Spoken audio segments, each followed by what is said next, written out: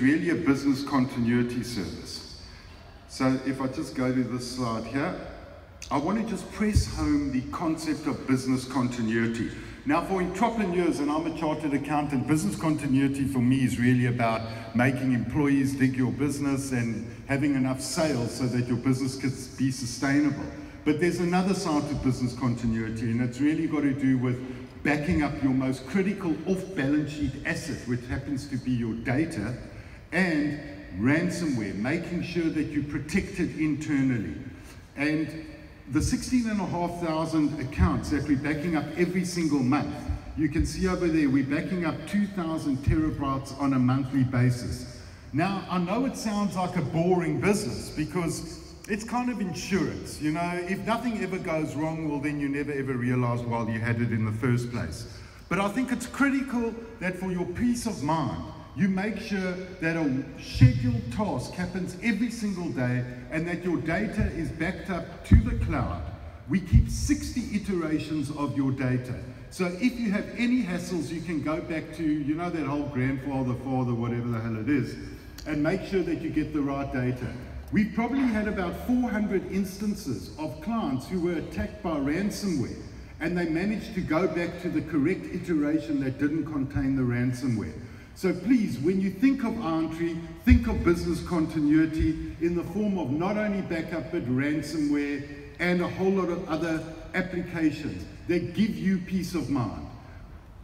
We had a slide there that shows, if I could just go through it because I've got very little time. If you think about your house, we're all very used to backing up physical assets and looking after physical assets. You'll have your security company, you'll have your electric fence, and your passives, etc., etc. But what are you doing with your data?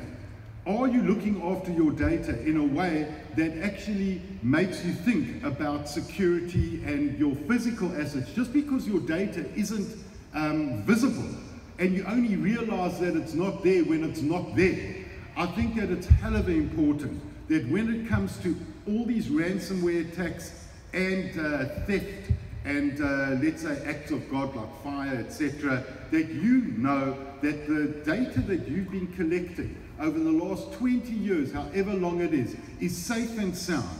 Because if you have a nightmare, God forbid, you know what it's like when your business comes to a standstill and you start freaking out. In the 16,500 accounts that we back up every month, we find that probably 20% of them on a monthly basis have some kind of an issue. And when I joined IronTree, that was always my litmus test. How relevant are we? And you can see that if you've got 20% of your base restoring backups every single month, you know that you are performing a value-added service. So that's really what IronTree is, business continuity in the way that gives you peace of mind that doesn't relate to your physical assets, but really your data, those intangible things that are as important. What I'm going to quickly go forward to, because we've got limited time, is in terms of business continuity, we got onto the Poppy concept probably about a year and a half ago. And we kind of thought with Poppy, it's a business continuity principle. It's making sure that the data that you collect on all your customers and your employees is extremely valuable and it's risky. I've recently returned from London, and I don't know how many of you have heard of GDPR. Now, GDPR is exactly the same as Poppy, but in the Euro area. It stands for the General Data Protection Act.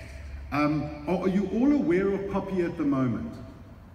Because I see that it's becoming more and more topical. I was having a haircut the other day, and I saw that on ETV, they had a presentation for about an hour on how Poppy is going to affect small business in this country, and in fact any business of any size. And that's kind of what struck us a year and a half ago, that every single business in this country is going to have to comply. And coming back from London about a month ago, there's a very anxious, frenetic vibe going on there at the moment, because the regulator is funded by the fines that are imposed on businesses in London at the moment, or the EU. And there are already fines of percentages of turnover, etc., etc. So people and businesses there are almost like a deer caught in headlights. They know that it's important, but they don't know where to turn to. So we put some software engineers to the task, and said, why don't we develop a program that's completely cloud-driven, that will allow you to just answer questions, interviews, and flesh out your, let's say, your business information map in the business. And at the end of all of that, you will get the documentation, and you will even get the HTML that you put on your website, which alludes to your privacy notices and how do you handle breaches of information.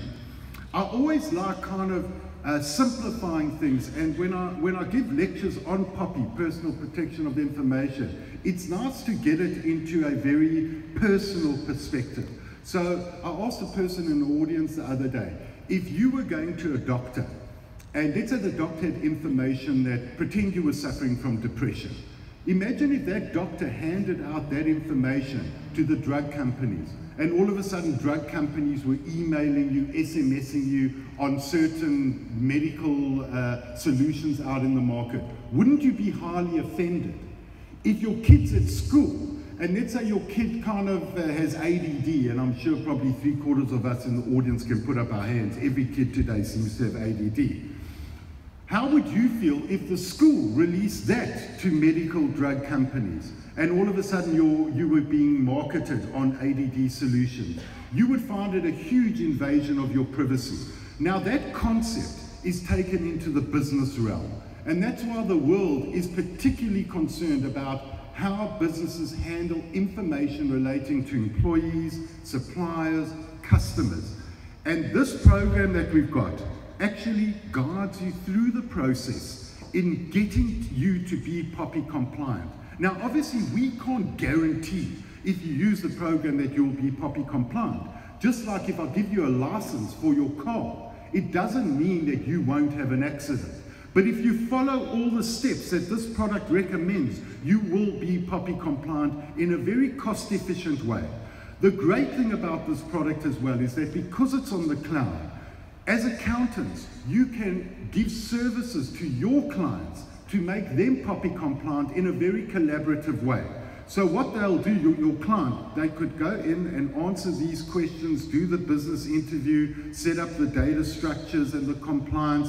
And as the accountant, you could be there in the background going through status reports and having a look at how compliant they are. I'll just quickly go to the screen that gives you that. So over here, you've got nice pie charts of how each task, or let's say each area of POPI, you can see how complete they are in answering their questions. Then you can go in and help them answer all the questions and complete this whole process. I want you to know that the programming behind it is quite sophisticated, because obviously you've got to deal with different scenarios, and you know, whether a business outsources some of their processing, like let's say they outsource their payroll.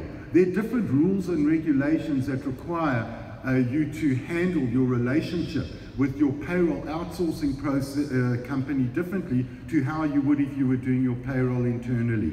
And so after you go through the whole story of answering yeses and nos and filling in information, at the end of the day, you will actually get your privacy notice that you see there on the screen, and you get your web designer to put it on your web pages or your emails, so at least you know that if the regulator phones you or comes in to do an audit, you know that you've got all your documentation hosted in the cloud on our server farm at Vodacom, and you can point them to that and they can see that you've made a huge effort in actually solving this POPI compliance issue, which I think is quite daunting, and we have simplified it as much as we can through this product. So I would hope that thousands of you sign up for this product and help your clients to become POPI compliant. And typically of South Africa, it's very simple for the minister to sign this into legislation. We believe that the act will come out next year, and you will have a deadline in 2019. Just to tell you, in the EU, they did that probably 6 months ago. Their deadline is May 2018. And they've made it very clear that any country or any business that does business with a company in the EU, you yourself have to be GDPR or POPI compliant. So even if there weren't rules and regulations in South Africa relating to POPI compliance, the fact that you trade with a business in the EU means that you will have to be POPI compliant. And what better way than to log into the web, follow the yes, no's, what kind of business you are, and this whole thing draws up its own hierarchy tree and gets you into the process of being POPI compliant. So as a sponsor, thank you very much to SAICA. I'm sure that Vessel's presentation is going to be more intriguing for you because it's a more anxious subject. But please support us. It's great to be able to be heard by so many accountants who are so directly related to this topic. And think of IronTree for all your security, backup, etc. processes in your business and your client's business. Thank you very much for listening.